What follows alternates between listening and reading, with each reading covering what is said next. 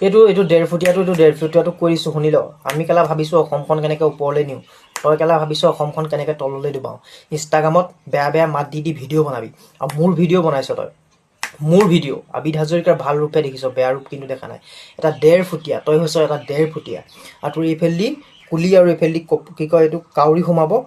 সোমাই ইয়াতে কণী পাৰিব তোৰ হেচ ঘোচাত আৰু তই গমকে নাপাবি এটা 1.5 ফুটীয়া আবিদ হাজৰিকা তই মোৰ ভিডিঅ' বনাই এটা 1.5 ফুটীয়া সি মানুহটোৱে 1.5 ফুটীয়া আপোনালোকে চাওক সেই মানুহটোৱে 1.5 ফুটীয়া তাৰ বাকী বস্তুবোৰ কেই ফুটীয়া হ'ব পাৰে সেইটো অনুমান কৰিব পাৰি তো ফাৰ্ষ্ট দ্য লাষ্ট ৱাৰ্ণিং ইয়াৰ পিছত যদি তোৰ ভিডিঅ' মোৰ ভিডিঅ' যদি তই বনাও 1.5 ফুটীয়া তোক কৈ দিলোঁ কথা বেয়া তই কাটাপ যেতিয়া চৰিয়ামগৈ নহয় মুখে তেজ বমি কৰি যাবি চালা হাৰাম খুৰ চালা মাক ফাগুন চোত চালা